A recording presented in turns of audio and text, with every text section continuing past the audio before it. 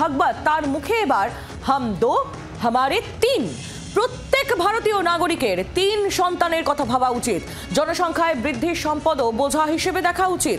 স্থায়ী জন্মহার জনসংখ্যা নিয়ন্ত্রণে রাখতে পারে, এমনই মন্তব্য করেছেন আরএসএস প্রধান মোহন ভাগবত।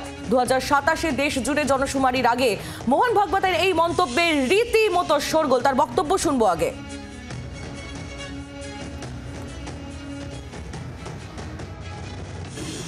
फिर अपने देश की पॉलिसी है पॉपुलेशन पॉलिसी, वो 2.1 रिकमेंड करती है। अब वो देश का एवरेज 2.1, ये तो ठीक है, लेकिन संतान होती है तो 0.1 संतान कभी होती नहीं। गणित में 2.1 का 2 होता है, लेकिन मनुष्य के जन्म में 2 के बाद 0.1 होता नहीं ना, 3 ही होता है, इसलिए 2.1 मीन्स 3। तो भारतवर्ष के प्रत्येक नागरिक ने यह देखना चाहिए कि अपने घर में 3 होने चाहिए। ये देश की दृष्टि से कह रहा हूं। दूसरा,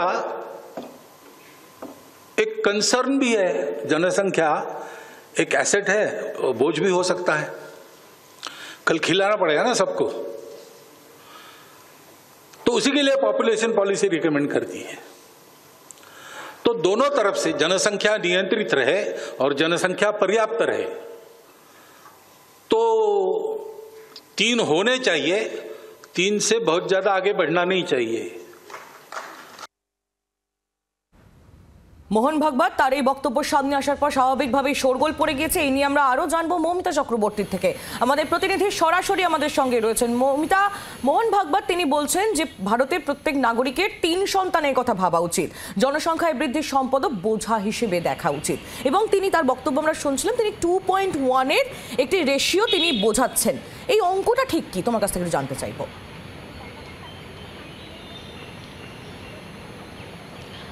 দেখো, ভারতের যে পপুলেশন রেট, সেই পপুলেশন রেট অনুযায়ী ভারতের যে নিয়ম জনশুমারি অনুযায়ী সেখানে 2.1 হারে সমস্তটা কিছু হিসাব করা হয়, এবং সেই হিসাব অনুযায়ী হাম দো হামারা দো এই প্রিন্সিপাল, এই নীতি সরকারের তরফ থেকে কিন্তু ঘোষণা করা হয়েছিল।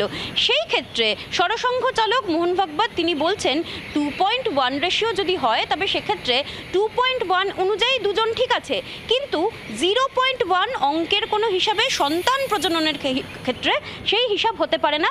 সেক্ষেত্রে 2 এর পর 3 আসে, চিকিৎসকরা তাকে সেটাই বলেছেন। তাই এই মুহূর্তে পপুলেশন যদি দেখা উচিত তবে সেক্ষেত্রে ভারতের ঘরে, প্রত্যেক ঘরে 3 জন সন্তান থাকা বাঞ্ছনীয়। এক্ষেত্রে সেই সন্তান থাকাটাকে, অর্থাৎ 3 জন সন্তান থাকাকে আপনি সম্পদ হিসেবেও ভাবতে পারেন অথবা বোঝা হিসেবেও ভাবতে পারেন। কিন্তু প্রশ্নটা বা শোরগোল বা বিতর্ক যাই বলো না কেন, সেটা এই জায়গায় কেন্দ্রীয় সরকারের যে নীতি, সেই নীতিতে বারবার করে তারা বলছেন হাম দো হামারা দো, কিন্তু সরসংঘ চালক খোদ মোহন ভাগবত তিনি যখন বলছেন 3 জন করে সন্তান থাকা বাঞ্ছনীয়, কোথাও একটা গিয়ে সরকারি যে প্রিন্সিপাল, সরকারি যে নীতি, তা নিয়ে কি তিনি প্রশ্ন ছুড়লেন। পাশাপাশি তিনি বলছেন জনসংখ্যা তার বেশি, 3-এর বেশি বাড়া উচিত নয়। তিনি কি নির্দিষ্ট কোনো সম্প্রদায়ের দিকে সেই তীর ছুড়লেন? মোহন ভাগবতের এই বার্তাটা সবার জন্য, নাকি শুধুমাত্র নির্দিষ্ট করে একটি সম্প্রদায়ের জন্য তিনি বার্তা দিলেন, যেখানে তিনি বললেন যে 2 জন নয় 3 জন করে সন্তান থাকা বাঞ্ছনীয়? সব মিলিয়ে কিন্তু মোহন ভাগবতের যে এই মন্তব্য জনসংখ্যার ক্ষেত্রে তা অত্যন্ত গুরুত্বপূর্ণ এবং অবশ্য বিতর্ক তো বাড়িয়েছে।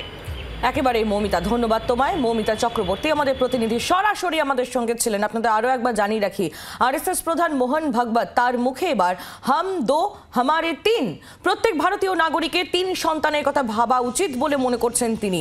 জনসংখ্যায় বৃদ্ধি এবং সম্পদ ও বোঝা হিসেবে দেখা উচিত। স্থায়ী জন্মহার জনসংখ্যা নিয়ন্ত্রণে রাখতে পারে, এমনই মন্তব্য আরএসএস প্রধান মোহন ভাগবতের। রাজনৈতিক প্রতিক্রিয়া নিয়ে নেব এই নিয়ে আমরা। তৃণমূল কংগ্রেস নেতা দেবাংশু ভট্টাচার্য এই মুহূর্তে রয়েছেন আমাদের সঙ্গে টেলিফোন লাইনে। দেবাংশু, মোহন ভাগবত তিনি বলছেন যে হাম দো হামারে 3, যেখানে কেন্দ্রীয় সরকার বলেন যে হাম দো হামারে দো। মোহন ভাগবতের বক্তব্য যে প্রত্যেক ভারতীয় নাগরিকের 3 সন্তানের কথা ভাবা উচিত, কিভাবে দেখছেন? আমার তো প্রথম প্রশ্ন, মোহন ভাগবতের নিজের কতগুলো আছে?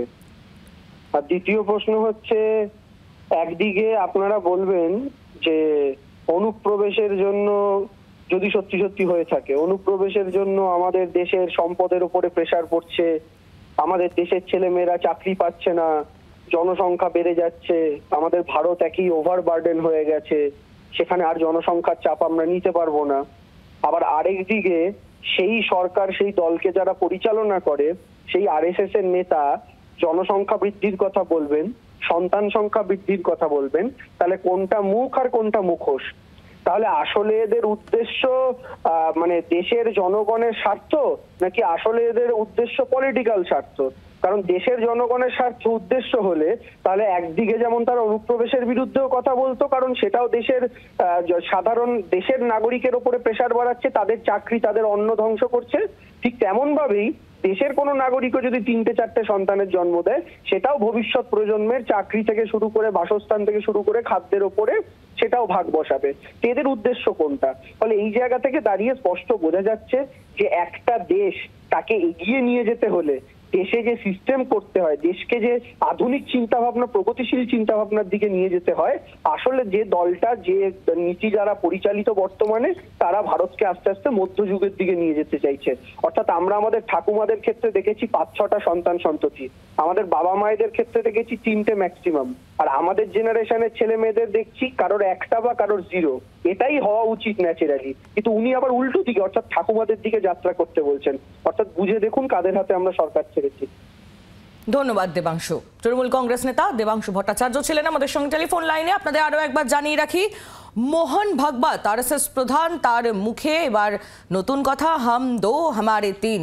প্রত্যেক ভারতীয় নাগরিকের 3 সন্তানের কথা ভাবা উচিত, এমনই মন্তব্য করেছেন তিনি। আরো একবার আপনাদের শোনাবো ঠিক কি বলেছেন আরএসএস প্রধান। फिर अपने देश की पॉलिसी है, पॉपुलेशन पॉलिसी, वो 2.1 रिकमेंड करती है। अब वो देश का एवरेज 2.1, ये तो ठीक है, लेकिन संतान होती है तो 0.1 संतान कभी होती नहीं। गणित में 2.1 का 2 होता है, लेकिन मनुष्य के जन्म में 2 के बाद 0.1 होता नहीं ना, 3 ही होता है, इसलिए 2.1 मीन्स 3।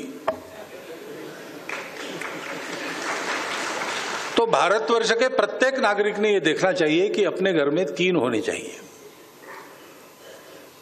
ये देश की दृष्टि से कह रहा हूं। दूसरा,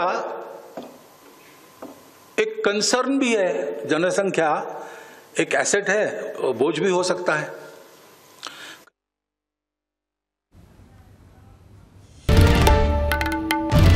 বাংলার আওয়াজ, বাঙালির আবেগ, জি 24 ঘন্টা।